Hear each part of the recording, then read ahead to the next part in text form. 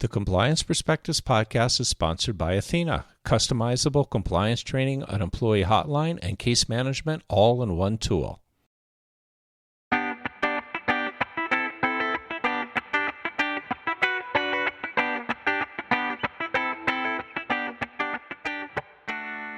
Welcome to the Compliance Perspectives podcast. I'm Adam Turteltaub from the Society of Corporate Compliance and Ethics and Healthcare Compliance Association. Joining us today are three guests from the Philadelphia area. We have Jordan Segall, Senior Counsel, Ethics and Compliance at Xylem, and John Pease, partner of Morgan, Lewis & Brokius.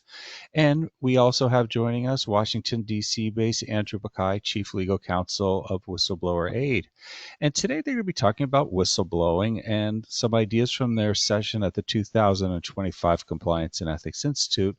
Someone blew the whistle, perspectives from former whistleblowers, in-house compliance, and external investigators. Jordan, John, Andrew, thanks for joining us. Jordan, why don't we start with you? To your experience, what are the factors most likely to create an environment that encourage whistleblowing internally? So again, thanks, Adam. So what we really promote is a clear and accessible reporting concerns policy at Xylem. And as part of that, that's a standalone policy that's globally accessible. And it doesn't just promote the hotline, which is critical for speaking up, but also we go into a lot of detail about confidentiality, anonymity, strong, robust anti-retaliation protections. And then we also go into our investigative standards and processes. We don't just talk about our standard of proof. We talk about objectivity. We talk about independence. We talk about even how we resolve cases. So we put all of that out there publicly so that our global workforce can see that and really have some transparency around what happens when they speak up. And then we cross-promote that in our code of conduct, which is widely available. And we use that, and critically, we talk about we don't care where folks speak up. We want them to speak up and hear from them in good faith. And we give about 6 or 7 different channels of where folks we can speak up: HR, finance, internal audit, the hotline, their manager. We even provide some contact information for the audit committee of the board. We reference external reporting channels. So we really put a premium on, again, speak up. We want to hear from you as long as it's in good faith. And then we take that to the next level, not just on paper, but we have robust training that goes on with our investigative functions throughout the organization, where we focus with them really heavily on best practices around fact gathering, how to come to conclusions, how to properly present your results, making sure that you're accessible for reporters and witnesses. And this really, I think, helps ensure a consistent experience for reporters, no matter the channels that they go through. So we push that a lot. So when a reporter comes into the door, they're having a consistent experience. And then we give public lessons learned, showing the real world cases and resolutions from our hotline and from our investigations to show that this isn't just noise. This isn't just non-factors or no action. And we really give a public kind of lessons learned that people can really dig into and learn. And then we kind of wash, rinse, repeat, right? We do consistent promotion over and over again in the communications every month, every quarter. We have various training modules, in-person training, and town halls. So taken all together, we think those are really robust factors that help really incentivize reporting. We've seen that in the data, and looking forward to talking about that more at the CEI and giving some more concrete examples. So thanks for the question. Oh, thanks for the response. I mean, that's quite the gamut of activity out there, and a lot of it sounds very much, it's the right thing to be doing. Andrew, from your side, let's talk about the sort of opposite in terms of mistakes. What are the mistakes you see companies make that lead people to go outside their organization and not let the process run its course? Right. Well, actually, thank you for having me on. So, we at Whistleblower Aid, when we represent our clients who are whistleblowers who are looking to come forward either publicly or to regulatory agencies or both, typically the issue is that there's a history within the organization that they work where complaints and disclosures are taken seriously, right? Where either management, for whatever reason, either ignores the concerns or discourages their employees from coming forward. That's really what creates I would say it's almost like a vice pressure, right, on the employee to feel like they need to find alternative paths to try to get whatever problem it is that they're seeing resolved. One of the other things, and by the way, I think that what Xylem is doing is outstanding because having a record out there for the workforce to know, for the employees to know that the company takes their concerns seriously and that there are investigations is important because otherwise, why would you go to a hotline or why would you go to the general counsel's office and file make a disclosure that way? And the final thing that I think is quite important is that having regular updates to the extent possible, because obviously when you have ongoing investigations, you can't necessarily tell the whistleblower or the person who's coming forward through the hotline all of the details. But there needs to be some communication to know that the concerns that are being brought forward are being taken seriously, that they are being vetted. And so that is, I would say, the biggest issue. But again, I go back to my first point, which is a history of supporting disclosures internally. So, when an employee comes forward with an allegation, what are some advanced tips for compliance teams to make sure that person is heard and feels heard? I would say it's really important to do what Xylem sounds like they do, which is brief the employee about what the process is, because it can seem to the whistleblowers coming forward that it's kind of a black hole, right?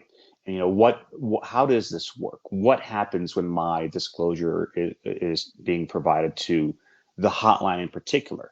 But I think even with attorneys within their general counsel's office or other individuals within management, when the employees come forward, having a a strong communication with them about what next steps they're taking, and then by the way, it is also possible that not atypical that a whistleblower may be mistaken because they may not have all the facts.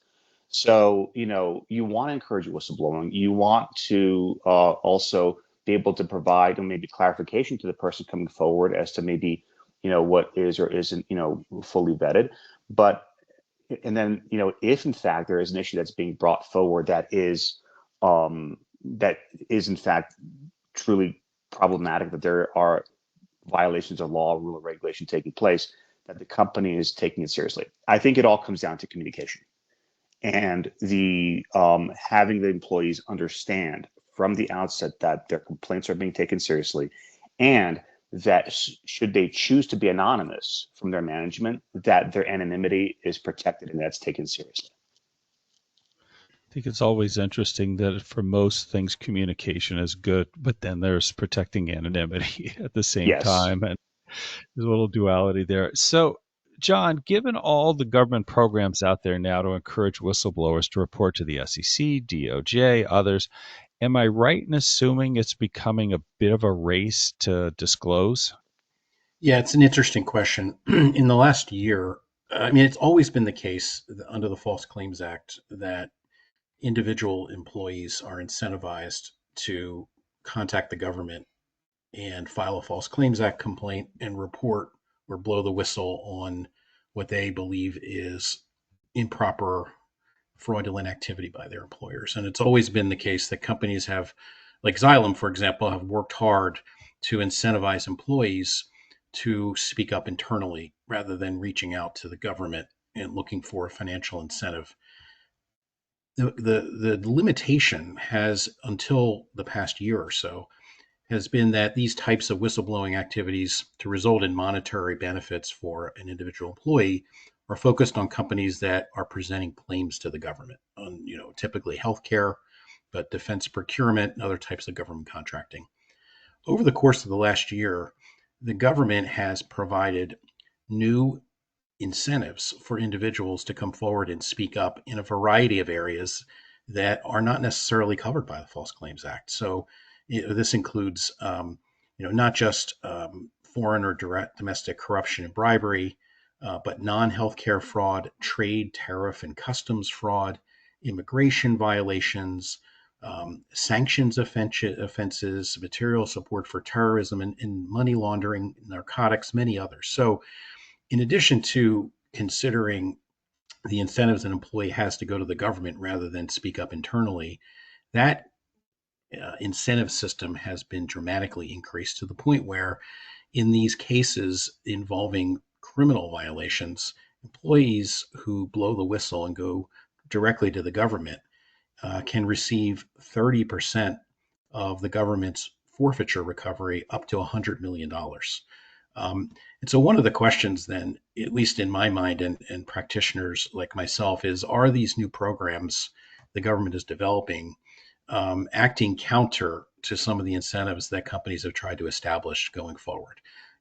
Companies want employees to speak up internally, give the company a chance to evaluate the allegation, and then make a decision if it's valid to remediate and fix the problem before it becomes a government investigation. And one of the questions in my mind, um, and to respond to your question, is has the government over the course of the last year created new incentives and a race, so to speak, for employees to go to the government rather than to speak up internally, where they are looking at financial incentives rather than genuinely trying to get their employer to address what they believe is a potential criminal act. And so, and obviously, and I know one of the key questions, and happy to address it, is what does this mean in terms of how do companies evaluate when or if to make a self-disclosure to the government?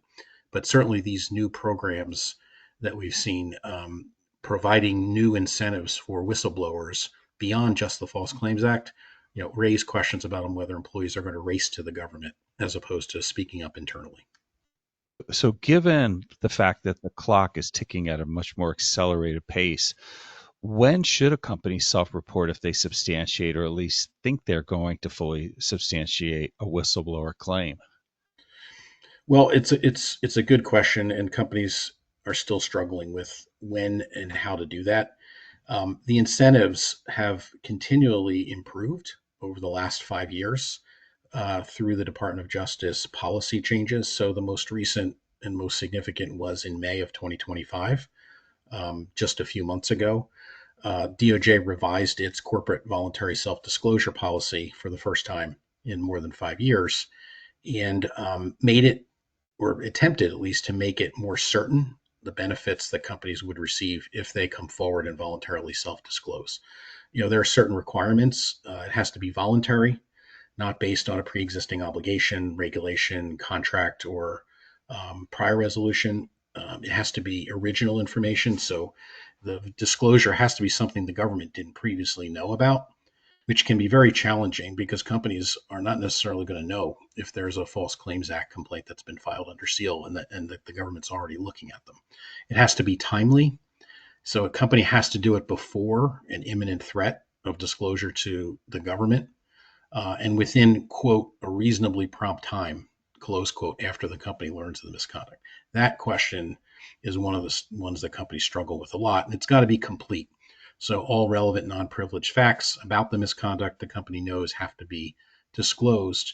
And the incentive change has been, in the past, if a company does all those things and meets those requirements, there is a, quote, presumption that the company will receive a criminal declination.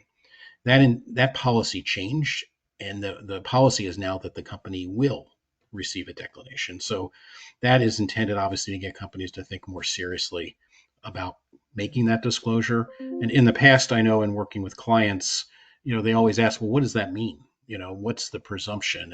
And it seems very discretionary and uncertain. So the DOJ has tried to take some of the uncertainty out of that equation, but there are still many, remaining questions, which is our disclosure going to be considered timely? Will, for example, the government ultimately determine that the pervasiveness of the misconduct or involvement by senior management are aggravating factors that take us out from under the presumption or the certainty of getting a declination?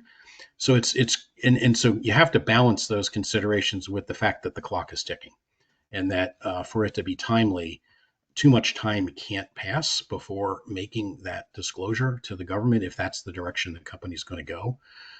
And so one of the ways that the government has tried to deal with that is in this policy change from May of 2025. The policy now is that if the company doesn't meet the full requirements of a, quote, voluntary self-disclosure, or if there are these aggravating factors present, but nonetheless it acted in good faith, there are still significant benefits the company can achieve, including receiving a non-prosecution agreement instead of a declination. The fact that the term of that NPA will be 3 years or less, there won't be a requirement of a compliance monitor, and companies will get up to 75% off the low end of the sentencing guidelines.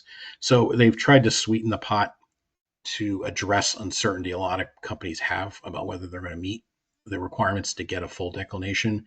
But unfortunately, every case is different, and each company has to evaluate the facts on their merits and make some difficult decisions. But it's very clear that there have been some significant changes, and there's been a shift towards incentivizing companies to come forward and trying to focus on individuals who are engaged in wrongdoing, and to make those disclosures as soon as possible. Well, unfortunately, the clock is ticked down on this podcast. This is a fascinating topic and will make a great session at the Compliance and Ethics Institute. I want to thank the three of you for taking the time to talk about it now and put together your program for the Institute. I want to thank all of you for taking the time to listen. I'm Adam Turteltaub from SCCE and HCCA. I hope we're able to expand your compliance perspective.